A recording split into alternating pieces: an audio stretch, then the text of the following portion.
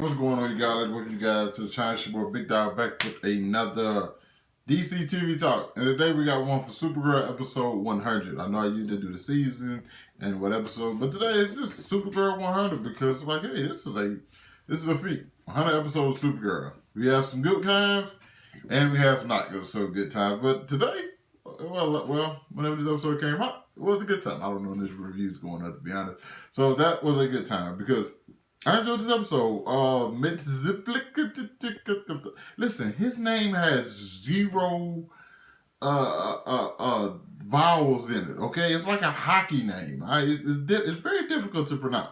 But what you gonna say, Mr. Mixie? Okay, he came back and he's like, hey, he's trying to do better. He had to make up for the wrongs that he wronged people, and Supergirl's on that list.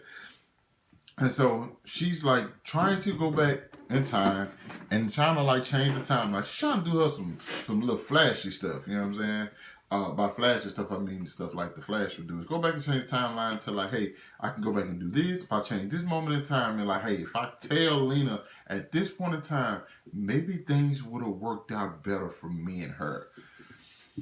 Well, quick way to sum this episode up, it doesn't. It just goes off and give you a whole bunch of alternate realities and see exactly what happened. But I think the alternate reality was all cool. The first two, and we're like, okay. But then when we get to the one, I think where she told, I can't remember exactly when she told Lena, but it's the one where like they're fighting Reigns at her mom's place, and Lena comes through and she takes down Rain, and they're like, everything just seems to be happy and great, and then Lena dies, then Rain dies.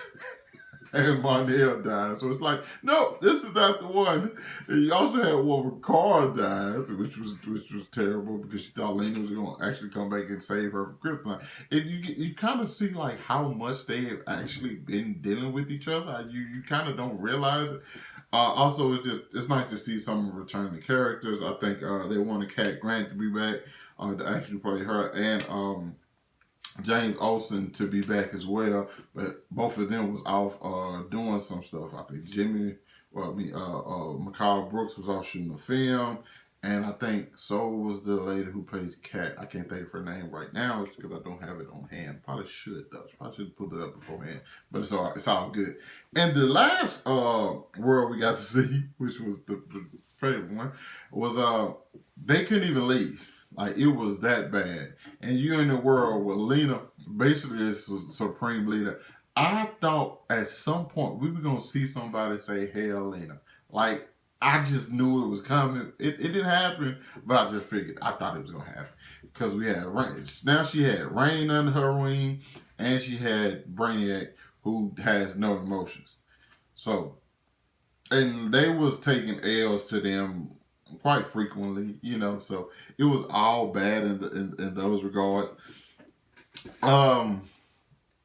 Nonetheless, Carr ended up, because you kind of wonder like, this is just like, just to go back and just show what like the show's become, what it was and what it's become. But they actually, in the end, they use it in a way to like, no, it's more than that, because we get a moment in which at the end where Carr confronts Lena. I'm like,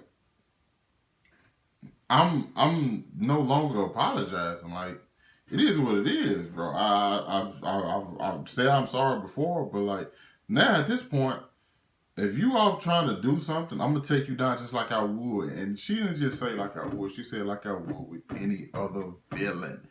That made a statement. It's like, no, because I think the showrunners even said it. It's like they're tired of Carr asking for forgiveness. It's like no matter what you do, there's always going to be some consequences to it. So like now she just got to stick with it, and I think that was the sole purpose of the episode, and I think that helps Carr's character in the future a lot, because it's like there's no more saying sorry. You know what I'm saying? It's just I did it, and I did it. That's why I like about a lot of characters. A lot of characters from like some of my favorite shows, or whether it's anime, movie, or whatever. Like, I'm gonna do this, and if I'm wrong, yes, I will say I'm sorry. But I'm not going to just be. If I did it, it's the reason I did it, and I know the consequence behind that, and that's just what it is. You know what I'm saying? I'm not gonna be asking for forgiveness or apologize for stuff. I'm gonna do something. I'm gonna stand on that, regardless of how you feel. I'm gonna tell you why I did it. I'm not gonna have to. I don't feel the need to apologize for doing it. I like the fact that Carl, like, hey, I'm standing up for myself no more. I keep wearing this burden on myself, like, oh my God, I betrayed Lena. Like, well, I did. I might have messed up. There's no need for me to just keep going back trying to beg this person. Like, there was a reason I didn't tell you who I was. I just can't go around telling people my secret identity, So I was just like, that helps Carl character. So Supergirl. That's the end of the review, but this is just probably, since it's like the 100th episode, I like talking about what like a show did. Supergirl is the first show, I think, where me and my little sister connected, where I realized like she was into like superhero shows and movies, because I think what had happened when I had moved to Atlanta, and I was watching a few years ago, I moved to Atlanta, and I was always watching these shows, and then I came home one day. I moved back, and my little sister, me and her were just sitting around talking, and I was like, I gotta watch Supergirl tonight. She's like, oh, you watch Supergirl? I was like, yeah. She's like, oh, that's my favorite superhero. And then it connected, and I'm always of the mindset, like, anything that can empower my little sister, I'm fully gonna support it. You know what I'm saying? Because like it's her, Supergirl's her favorite superhero, other than like Wonder Woman or something. So one of these days, you know what I'm saying, I'm pretty sure I'm going to have a way to where I can get her to meet Melissa Benoist, just because like I appreciate what the show's done for my little sister. I'm pretty sure that for other little girls and probably some little boys, you know what I'm saying, just give them this hope, this positive figure that they can look at, and I truly appreciate the show for that. I just had to put that at the end of this because, hey, it is what it is. You guys let me know what you thought about the episode down in the comments. Hit that like button, subscribe to my channel. I'll catch up with you guys later. Peace.